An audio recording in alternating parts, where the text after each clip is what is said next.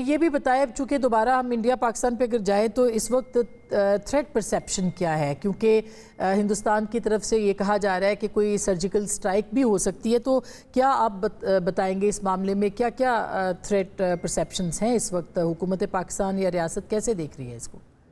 देखिए, threat perception operation level पे intelligence report हमारे पास कंफर्म मौजूद थी जब मैं उस दिन बात की मीडिया से। और बिल्कुल हमारे पास रिपोर्ट्स आती रहती हैं। हमारी आर्म्ड फोर्सेज अलर्ट के ऊपर हैं, हमारी एक्सरसाइजेज भी चल रही हैं, पीएफ भी अलर्ट के ऊपर है, नेवी भी, हमारी आर्मी भी मुकम्मल तौर पे जो है मुतहरिक है। और किसी भी एक्सटर्नल थ्रेट को, किसी भी हमले को डील करने के लिए वो जिस फॉर्म में हो, वो जिस तरह का भी हो, हम तैयार हैं। और हमको कहते हैं हम तैयार हैं, आजमाना नहीं, क्योंकि ये पहले हमें आजमा चुके हैं और इनको हमने धूल चटाई थी।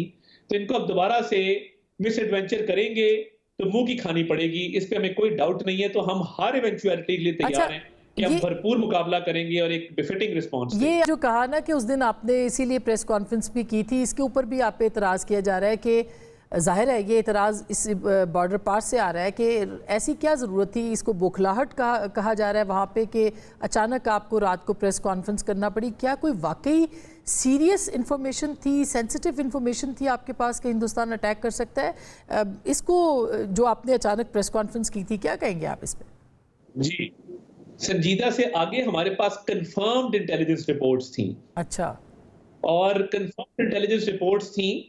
और मैं बहुत ज़्यादा बात नहीं करना चाहता, वो बहुत इसका क्रॉस द बॉर्डर तो बड़े रिपल्स गए, इंडियन बड़े परेशान हुए कि इन्होंने हमारे उस इरादे का, उस मजमूम मकसद का पता कैसे करा लिया पहले। तो हो सकता है कि एक बहुत बड़ा क्राइसिस अवर्ट हो गया हो, और हमने टाइमली इंटरनेशनल कम्युनिटी को भी और अपने अवाम को भी आगाह कर दिया हो, जिससे भारत का वो मंसूबा एक्सपोज हुआ। और जो उनका इरादा था वो बड़ा, उस वक्त वो कोशिश कर रहे थे कि फौरी तौर पे कोई ना कोई कार्रवाई की जाए। तो अल्हम्दुलिल्लाह अल्लाह ताला का करम है कि कम्युनिकेशन जो है टाइमली और इफेक्टिव, वो ऐसी सिचुएशन में बहुत जरूरी होती है। और ये कम्युनिकेशन के तहत हमने उस वक्त इंडिया के अज़ाइम को दुनिया के सामने रख दिया। और इंडिया जो है, अगर वो खुदा ना खास्ता थोड़ा लेट हो जाते और वो कोई ऐसा मामला हो जाता तो फिर मैं समझता हूँ उसका नुकसान होता। तो हमने टाइमली उसको डील किया और उनके उस जो हमारे पास रिपोर्ट थी कंफर्म, उसके मुताबिक बात की। तो इंडिया को बड़ी फ्रस्ट्रेशन इस बात की कि इन्होंने साहब, इसमें अगेन चूंकि बिल्कुल आखिरी सवाल है, ये मैं जानना चाहती हूँ कि आपको लगता है कि इस वक्त जो सियासी इत्तेफाक राय की ज़रूरत है पाकिस्तान को, उसकी तरफ आप बढ़ेंगे?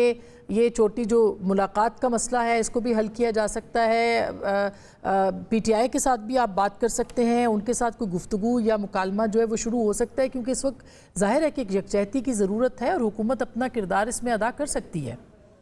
इस तरफ मामला बढ़ सकते हैं। मैं नहीं समझता कि कोई इसमें हमें बहुत ज्यादा कोई डिटेल में जाना चाहिए, मगर ये उनका इंटरनल मामला है।